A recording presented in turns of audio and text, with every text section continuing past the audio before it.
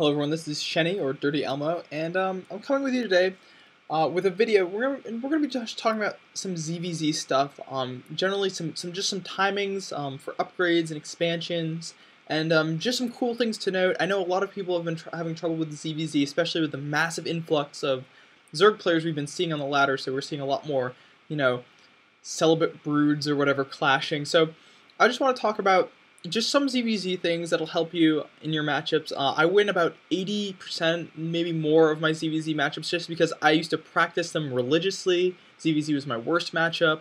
But yeah, I just have a few games that I've played and a few other things we're just going to talk about. We're not going to let this run too long. I remember I tried to do this before and it took a really long time and I didn't have the right software. So we're going to jump into this game I have right here and make it full screen.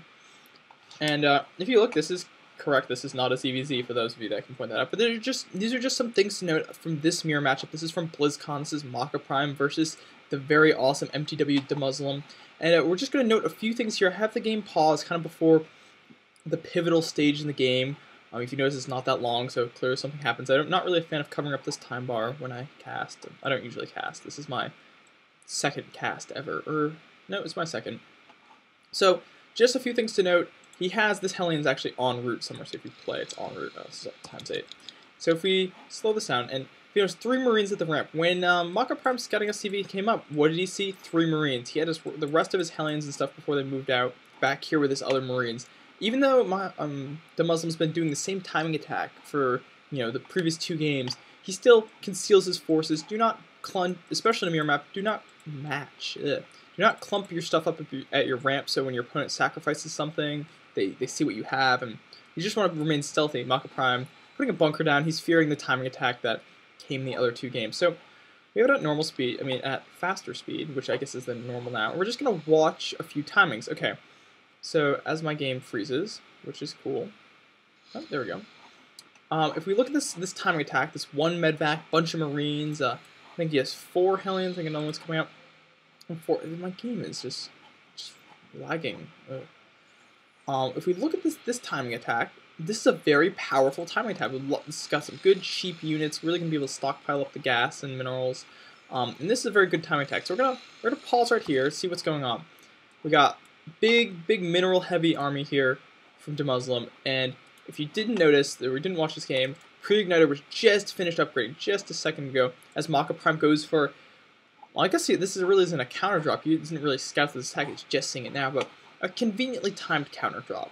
So we're going to see around on the 50 food mark. We're seeing a pretty big battle here, and this is some really awesome stuff from DeMuslim using the dropship to spot, and then he's going to elevator drop these Hellions into Maka Prime's base. APM nice and high. Yeah, Hellions are going to go to the worker line, and we're just going to pause here, and we're just going to look over. What does Maka Prime have? He has a sneaky 3 Hellion Pre-Igniter drop. So we're just going to see how these 2 Hellion drops fare. These Hellions getting caught in the SCVs, not really quite enough to take out these Hellions with their Pre-Igniter, absolutely roasting SCVs. Just look at that, look at that. And then what's the difference really between these 2 drops? These ones get surrounded too. The difference is Pre-Igniter on these bad boys. No Pre-Igniter on the Hellions that got killed over here. A couple Marines helped finish them off really quickly, but really, even if they had been Marines here, Pre-Igniter really roasts Marines, especially with 3 full health Hellions against 3 Marines. Really, the difference is negligible. So you see here, if we go to the unit counting station, there we go. We have 4 SCVs here for DeMuslim and 23 for Maka Prime. It's pretty clear how, even though DeMuslim had a much better timing attack in my opinion, he was forced to pull back, and he lost a lot of stuff. And the real difference was one person had Pre-Igniter, the other one didn't. Really didn't have that much stuff. He was going for Vikings and siege tanks, and just a little timing to just note how important upgrades are in those mirror matches. Really, I think upgrades are more important in a mirror match than they are in other matchups, because when you think about it, if you have a Marine Marauder Ball and he has a Marine Marauder Ball, and they're the same size, but you have a +1 upgrade, and he doesn't, who's gonna win? Realistically, when you kind of take Micro out of the, scenario, who's gonna be able to walk into his opponent's base and just A move away? you really have to just think about how important your upgrades and your timings are. So we're going to hop into kind of an older ZvZ match from me, I think. But so we have Elmo Easy here spawning in the 6 o'clock, and we have Shenny here spawning at the 9 o'clock. We're just going to speed this up. We're spawning cross positions Metalopolis, one of my favorite ZvZ spawning positions to get a nice early scout on your opponent. You can really make sure there's no cheese here. And so I'm going to stop here, and we're just going to go into the vision of me. There we go. We're going to slow it down, and we're going to see, what do I see? What's going through my mind at this point in the match? I see a spawning pool going down before gas. What does this tell me? Probably not a speedling, baneling build. Generally you see gas before pool in a situation like that. Probably not even a speedling build. I'm going to assume roaches, and if we speed it up a little bit, as my computer freezes again because I'm using Mac, and do not do that. Taking the GIMP gas, of course, always a good strategy when you don't want to get as much gas. I'm looking at space, I'm waiting to see what his tech choice is going to be. Is it going to be roaches? And we look, sure enough, he throws on a roach horn. So if you get, for some reason, you can't scout or you just see with a drone and he gets chased out, if you see the pool going up, pretty far before gas, you can assume that there's going to be a roach horn. So if you see my roach horn, if we go to the production tab, his roach horn is pretty far ahead of mine. And like, why would I allow this? Why would I drone more before getting my roach horn? Why would I get my queen first? The reason is, if he is going for a roach rush, I'm going to go back in everyone vision. If he is going for a roach rush, it is going to take him, it's pretty far for him to get to my base. And while I just produce units, move him to my ramp, but he has to walk all the way around. So I feel safe getting 1 or 2 extra drones before throwing down my roach horn, and that lets me just have a teeny economic advantage. If you also notice, I put my roach horn here. His overlord had to leave because my queen was coming out. When he was about here, I threw my roach horn down here, so he couldn't scout it. And while he probably assumes I'm going roaches anyways, it's just always good to just get that extra advantage. Now here's what we're seeing from Elmo Easy. Very smart, putting 3 roaches in his ramp and rallying the rest of his roaches over here. I don't really know what he's going for right now. If we go into the vision of me, again, I haven't even seen that he's built any roaches. For all I know, he canceled the roach horn and went really fast Spire, in which case I would be fucked. So always scout. And here's another timing to note. When did I throw down this gas? As soon as my Spire started, as soon as my lair started, I thought it's a good time to throw down your gas. And so this is just like something I'm comfortable with, and really should just go based on what you're comfortable with. But that's just a good timing to know. It's like, if you're really confused on when should I throw down that second gas, when your lair is starting, if you're going on 1 base play, we're talking purely Zerg versus Zerg here, we go 1 base play, and you're not going gas heavy. So I'm not really when you don't really know what he's getting, if he's going, Mass Roach, if he's going Infestor, or if he's going Hydra, or he's going Muta, I think a Hydra Den, very safe thing to go. So I'm getting a Hydra Den. That's another reason why I just had to throw down this gas a little sooner rather than later. So my game is conveniently frozen there. I didn't actually pause it. So we have a few roaches at the front of my lineup. I'm setting up a Link Scout, and again, all I see is these 3 roaches, so I really don't know what he's getting as he sends the Link Scouts to my base. I control the tower, and we'll see how controlling the tower is in ZvZ is important when it comes, to larva management. Pulling up the production tab, which I already had up. I'm just be speeding along a little bit.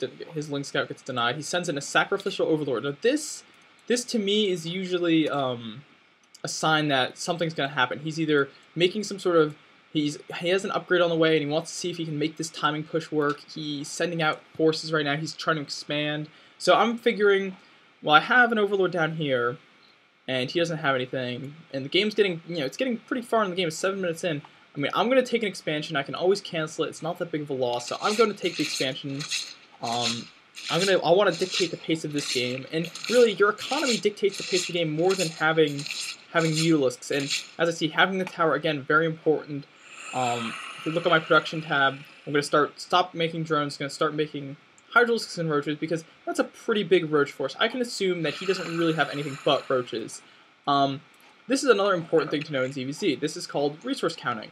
And this is kind of important in any matchup. If he has this, he cannot have that. So if he has, and notice I cancel the hatch rate, if he has a bunch of Mutalisks, he probably doesn't have a lot of Infestors, because those are gas heavy. So I throw up some Spine Crawlers, and we're going to see a really cool micro thing I like to do. This situation happens with the calls right here. This kind of situation where I get all in roached happens a lot, especially in this new patch, and this is something I really like to see. I like the roach-based mid-game a lot more than the bling-bling muta-based mid-game that we've been seeing, a lot in the previous patch and the patch before. So big kind of roach armies like micro. Getting upgrades is a big part of this. You should see these big ground-based battles with most of the armies based around roaches. And we're going to see something cool. When you're in a situation like this, you're feeling a little antsy. I don't know if I could take this. It's a lot of roaches. How many roaches is that? Oh, it's a lot of roaches. Okay, a lot of roaches against not very many roaches and hydras. My production, really not that much going on right now. Is I stupidly supply locked myself. So don't do that.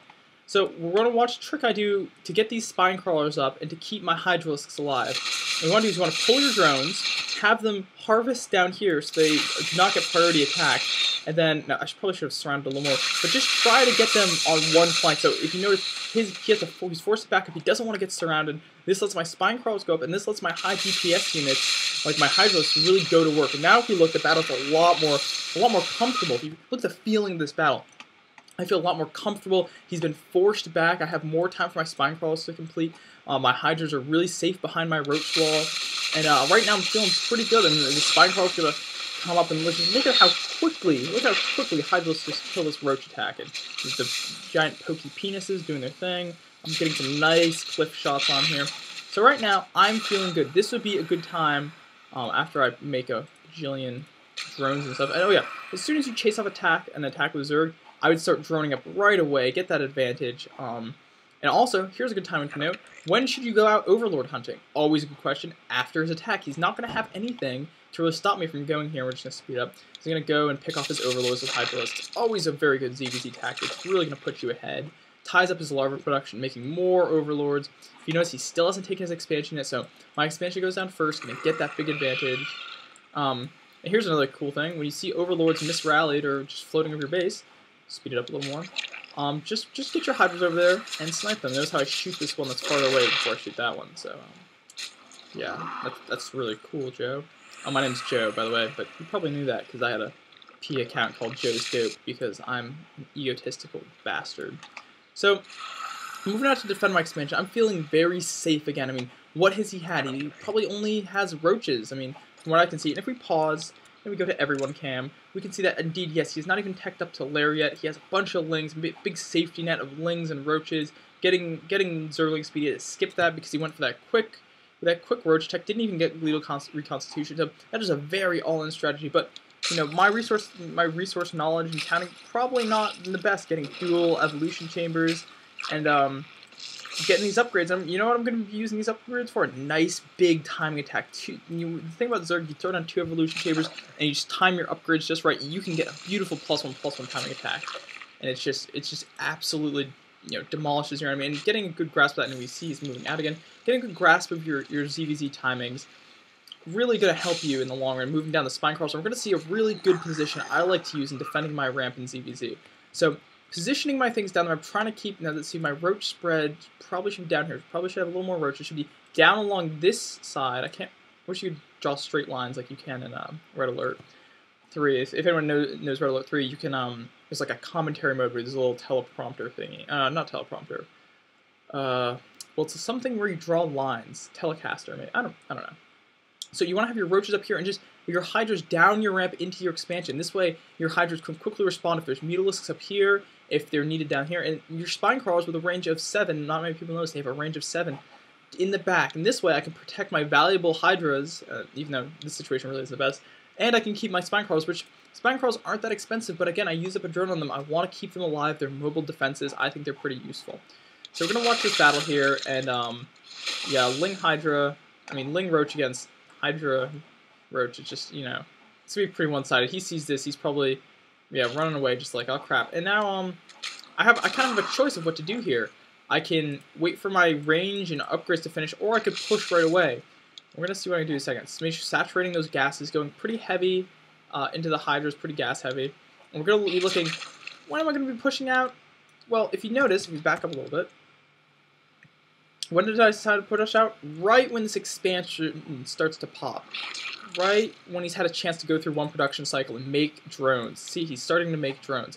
This is the exact time you want to push out. Because as soon as he starts making drones, he's not going to have enough to, he's not going to have larvae to make fighting units. So this is as soon as I push out, as soon as I let him see my forces, and we're actually going to We're going to stop the cast here, and I'm going to give you part 2 in a second. I just can't go over 15 minutes because the YouTube upload limit is crazy. So I will see you guys in part 2.